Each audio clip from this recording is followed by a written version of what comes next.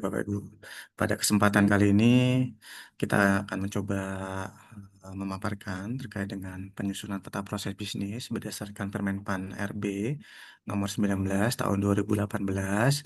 Khususnya kita nanti akan berkenalan dengan BPMN. Lanjut. Nah, di sini Bapak Ibu, kalau kita lihat lagi berdasarkan Permenpan 19, proses bisnis adalah serangkaian kejadian, aktivitas, dan pengambilan keputusan yang dijalankan secara berurutan dan saling terkait dengan melibatkan sejumlah aktor dan objek yang secara kolektif memberi hasil dan dampak yang bermanfaat, bernilai tambah bagi setidaknya satu pengguna. Kemudian untuk peta proses bisnis sendiri adalah diagram yang menggambarkan hubungan kerja yang efektif dan efisien antar unit organisasi untuk menghasilkan kinerja sesuai dengan tujuan pendirian organisasi agar menghasilkan keluaran yang bernilai tambah bagi pemangku kepentingan. Nah, di sini Bapak Ibu ada beberapa hal yang kita highlight Bapak Ibu bahwa peta proses bisnis ini adalah menggambarkan hubungan kerja yang efektif dan efisien antar unit organisasi. Kemudian penyusunannya sesuai dengan tujuan pendirian organisasi, kemudian bisa menghasilkan keluaran yang bernilai tambah bagi pemangku kepentingan. Jadi eh, terkait dengan proses bisnis ini adalah menghasilkan keluaran yang bernilai tambah Bapak Ibu. Lanjut. Nah, di sini Bapak Ibu gambaran umum mengenai siklus hidup ya Bapak Ibu ya, siklus hidup ataupun manajemen dari bisnis proses itu sendiri Bapak Ibu, di mana siklus hidup ini nih untuk apa namanya memastikan hasil yang konsisten dan mendapatkan keuntungan bagi dan dari peluang-peluang perbaikan dari peta proses bisnis yang kita susun Bapak Ibu. Jadi siklus hidupnya mulai dari identifikasi proses yang saat ini ada, karena memang saat ini kan sudah ada Permenpan 19, sehingga sudah kementerian lembaga sudah menyusun proses bisnis seperti itu Bapak Ibu. Yang kedua, pendetalaian proses saat ini, kemudian analisis proses saat ini, kemudian rancang ulang Bapak Ibu. Nah, di sini dari analisis ini kita bisa melakukan pemantauan yang saat ini sudah ditetapkan, sudah disusun, dan sudah dilaksanakan, kemudian dirancang ulang, kemudian diimplementasikan lagi, kemudian dilakukan pemantauan terhadap implementasinya.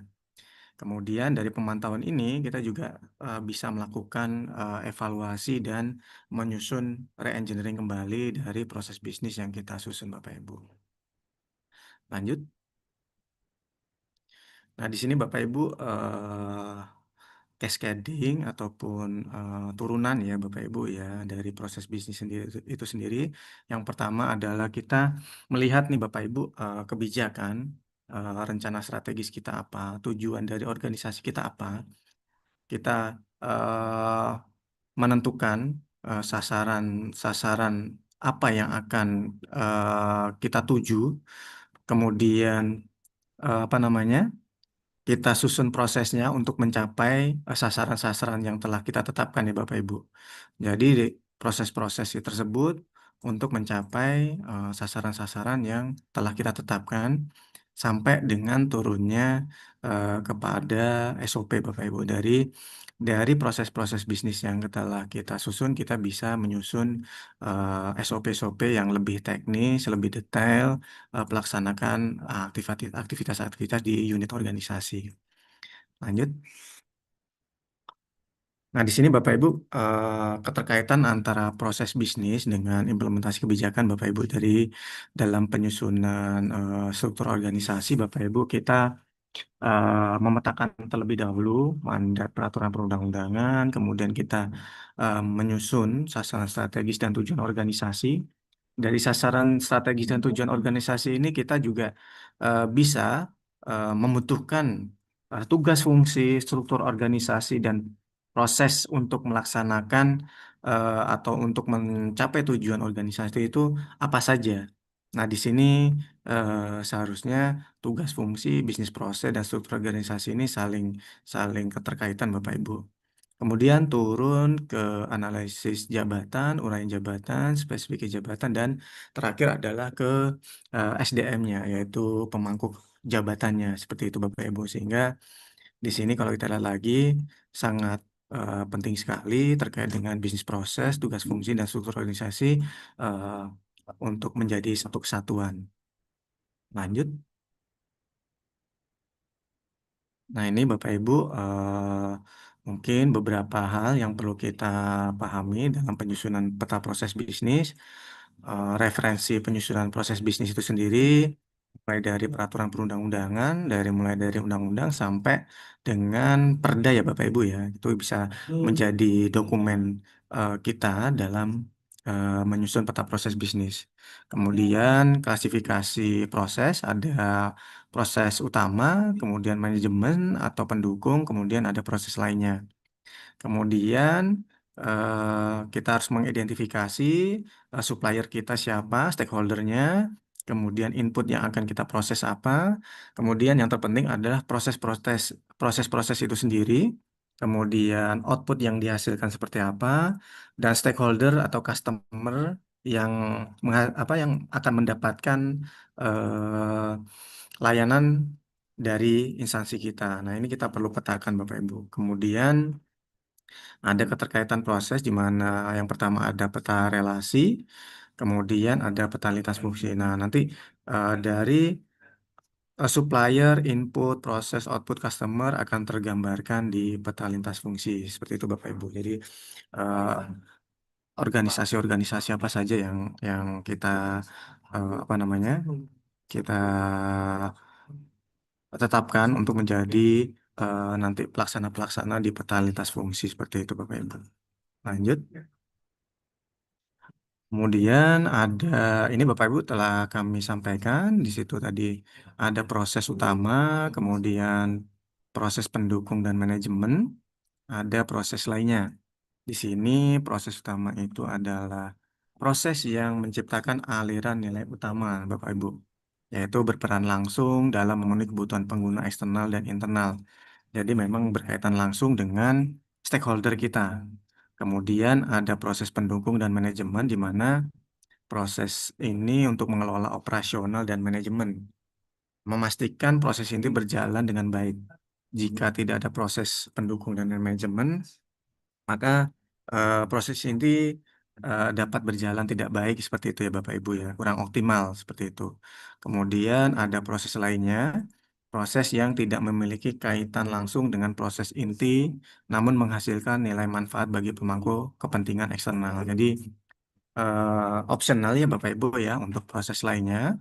Ini bisa kita identifikasi mulai dari mungkin saja terkait dengan pelatihan seperti itu ya Bapak Ibu, pendidikan gitu kan.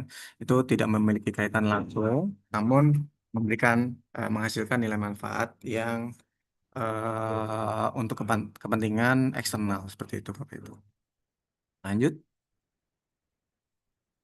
Nah, ini tahapan dalam penyusunan tadi seperti yang kami sampaikan, life cycle atau siklus hidup penyusunan proses bisnis dari persiapan, pengembangan, penerapan, kemudian pemantauan dan evaluasi. Lanjut.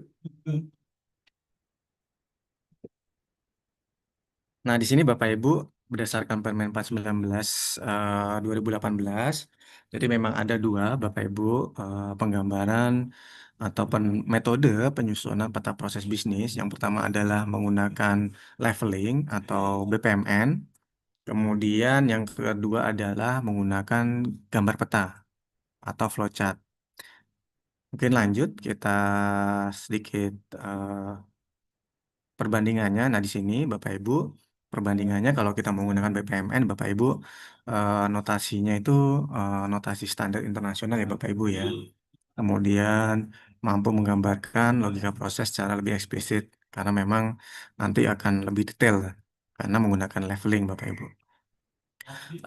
Kemudian hasil peta proses yang disusun menjadi sebuah dokumen terintegrasi karena memang rata-rata memang menggunakan tambahan tools ya Bapak Ibu ya untuk menggambarkan peta proses bisnis menggunakan BPMN seperti itu. Kemudian dapat langsung diotomatisasi dan dieksekusi. Nah, di sini peta proses bisnis yang kita susun itu nanti kita bisa eh, cek Bapak Ibu untuk apa namanya sudah disusun dengan benar, sudah tersambung dengan benar antar proses itu kita bisa eksekusi untuk melihat apakah ada yang error atau tidak seperti itu Bapak Ibu. Sedangkan kalau kita menggunakan flowchart memang belum ada standar bakunya ya, sehingga apa namanya agak kesulitan dalam mendokumentasikan ataupun ketika nanti kita mau mengeksekusi menjadi apa namanya aplikasi itu perlu apa namanya kita susun ulang seperti itu Bapak Ibu. Lanjut. Nah, di sini Bapak Ibu sedikit perbedaan juga ketika menggunakan peta dan leveling ya Bapak Ibu ya, di mana kita menggunakan peta itu hanya terdiri atas peta proses bisnis, peta subproses, peta relasi, peta lintas fungsi, dan yang terakhir, yang paling akhir adalah SOP. Sedangkan kalau kita menggunakan leveling, itu level 0, level 1 sampai dengan level N disesuaikan dengan kedalaman ya Bapak Ibu ya, kedalaman dari peta proses bisnis yang kita susun. Sampai dengan peta lintas fungsi, Bapak Ibu level N, kemudian turun menjadi SOP mikro. Lanjut, lanjut. Terus, nah ini Bapak Ibu kalau kita berdasarkan Permenpan RB 19, eh, kita bisa menyusun SOP berdasarkan peta lintas fungsi Bapak Ibu. Jadi kalau kita lihat lagi di komposisinya, cascadingnya adalah proses, subproses, kemudian peta lintas fungsi. Nah, aktivitas-aktivitas yang ada di peta lintas fungsi ini kita bisa jabarkan menjadi SOP mikronya Bapak Ibu. Jadi aktivitas-aktivitas yang lebih detail lagi dari peta lintas fungsinya seperti itu. Lanjut. Nah, ini contoh penggambarannya Bapak Ibu menggunakan level, kemudian level 1, kemudian turun ke level N, atau peta lintas fungsinya. Lanjut, lanjut. Nah, ini menggunakan peta. Lanjut lagi, peta proses, kemudian peta subproses, peta relasi, peta lintas fungsi. Kita lanjut saja. Nah, ini beberapa catatan Bapak Ibu dalam penyusunan peta proses bisnis, yaitu yang pertama adalah pengelompokan proses itu dilakukan berdasarkan fungsi ya Bapak Ibu ya, bukan berdasarkan unit kerja atau struktur organisasi. Kemudian yang kedua, penyusunan peta proses bisnis dilakukan dengan prinsip konsensus subjektif kesepakatan seluruh unit organisasi ya Bapak Ibu ya, di mana harapannya dapat dipahami dan digunakan atau diimplementasikan oleh seluruh unit organisasi. Kemudian, setiap proses tidak mencerminkan struktur secara langsung. Jadi, bisa saja satu struktur melaksanakan beberapa proses, atau satu proses bisa dilaksanakan oleh beberapa unit organisasi. Seperti itu, Bapak Ibu. Jadi, harapannya kita disesuaikan dengan fungsi ataupun proses. Seperti itu. Kemudian, eh, penggambaran unit kerja, eh, proses pemilik proses digambarkan pada peta lintas fungsi atau peta level N. Jadi nanti kita akan menggambarkan pelaksana-pelaksananya itu di peta lintas fungsi atau kalau kita menggunakan leveling adalah peta level N. Lanjut. Nah, ini Bapak Ibu, ketika kita menggunakan BPMN, ada beberapa elemen ataupun notasi-notasi yang digunakan. Nah, di sini seperti yang ditampak di layar, Bapak Ibu ya, di sini ada notasi-notasi atau elemen-elemen dasar dari BPMN, Bapak Ibu. Yang pertama adalah flow object. Jadi mulai dari event, kemudian ada activity, ada gateway. Kalau event ini digunakan untuk kita memulai, kemudian ada juga apa menyelesaikan suatu proses. Kemudian activity ini adalah aktivitas-aktivitas. Kemudian kalau untuk gateway adalah digunakan untuk proses yang bercabang, kemudian apabila ada pengambilan keputusan, seperti itu ya Bapak Ibu ya. kemudian ada connecting object.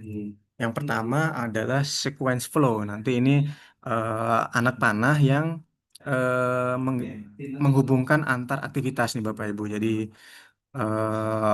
menghubungkan antar satu flow object seperti itu Bapak Ibu. Jadi mulai dari event, kemudian lanjut ke activity, lanjut ke gateway, ini menggunakan sequence flow. Kemudian ada message flow dan asosiasi. Kemudian kalau untuk data objek dan artefak ini apabila kita misalkan suatu proses itu menggunakan dokumen atau menghasilkan suatu dokumen. Ini kita bisa menggunakan data objek.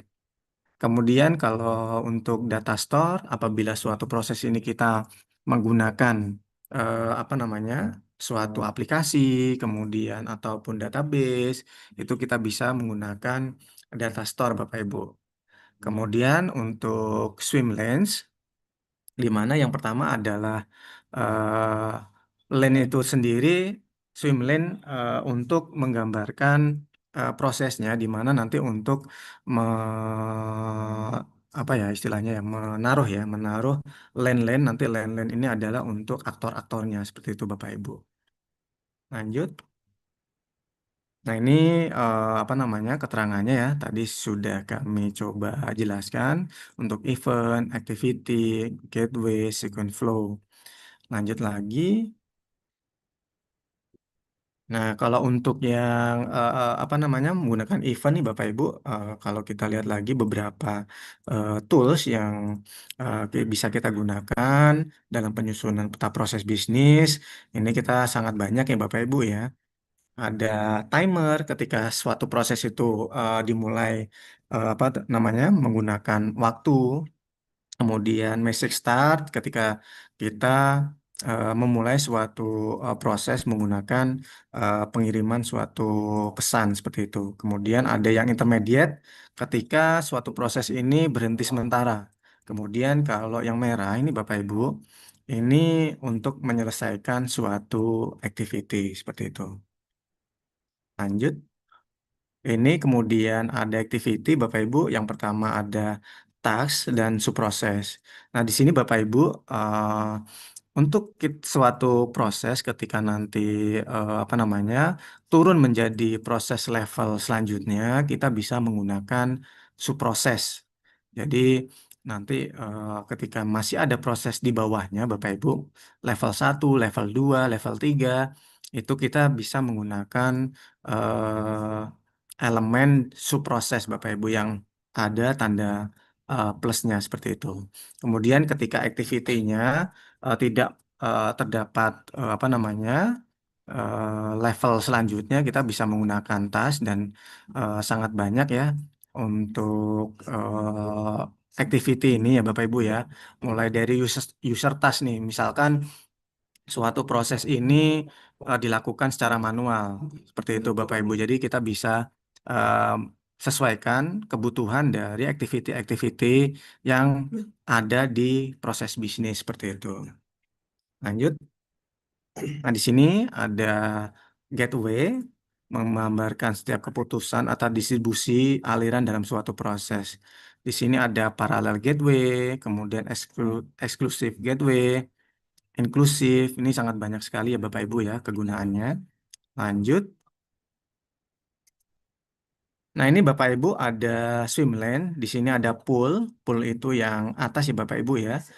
eh, untuk apa namanya untuk menempatkan nanti suatu proses-proses kemudian ada lane nanti merepresentasikan suatu unit kerja nanti ketika kita menyusun apa namanya peta lintas fungsi ataupun peta proses bisnis level N itu kita bisa menggunakan lane 1, lane 2, lane 3 disesuaikan dengan unit kerja ataupun aktor-aktor yang terkait dengan peta lintas fungsinya seperti itu Bapak Ibu disesuaikan dengan kebutuhannya. Lanjut. Nah, mungkin itu beberapa eh, contoh contoh apa elemen-elemen dasar ya Bapak Ibu ya. Penggambaran penggambaran dari eh, menggunakan BPMN, Bapak Ibu. Nah, mungkin sebagai contoh, ketika eh, kita menggunakan apa namanya beberapa tools yang free ya Bapak Ibu ya, yang bisa kita gunakan untuk menyusun peta proses bisnis sangat banyak sekali. Tools untuk menyusun peta proses bisnis.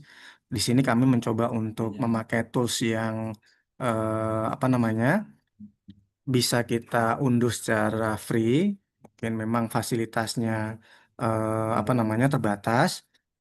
Kami akan mencoba sedikit nanti sebagai contoh saja. Misalkan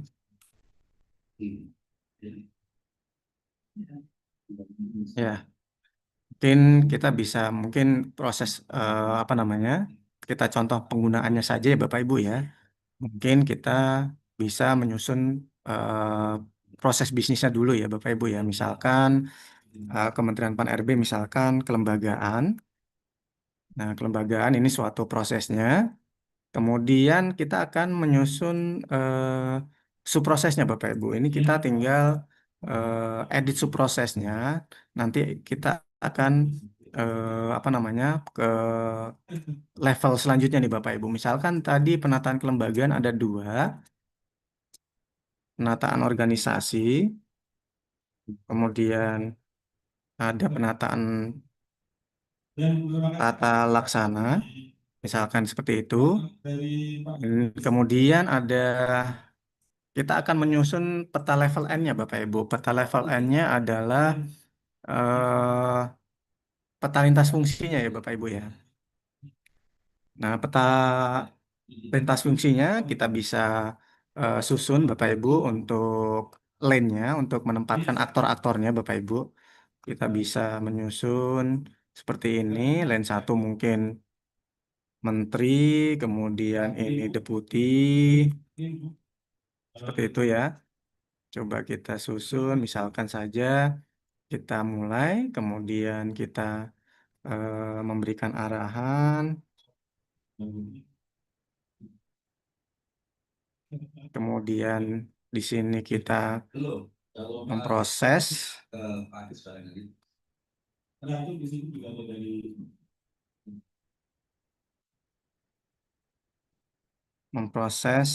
penataan kelembagaan, kemudian kita bisa menggunakan lanjut menterinya, pengambilan keputusan misalkan ya.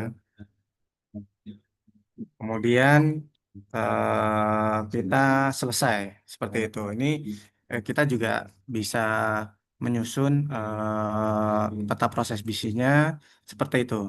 Kemudian kita juga bisa melakukan validasi Bapak Ibu. Validasi apakah suatu proses bisnis ini ada terjadi error ataupun putus seperti itu ya Bapak Ibu ya. Misalkan kita validasi kalau di sini sudah menyambung semua ya Bapak Ibu. Kita misalkan saja kita eh, putus satu ya Bapak Ibu ya. Ini kita bisa validasi.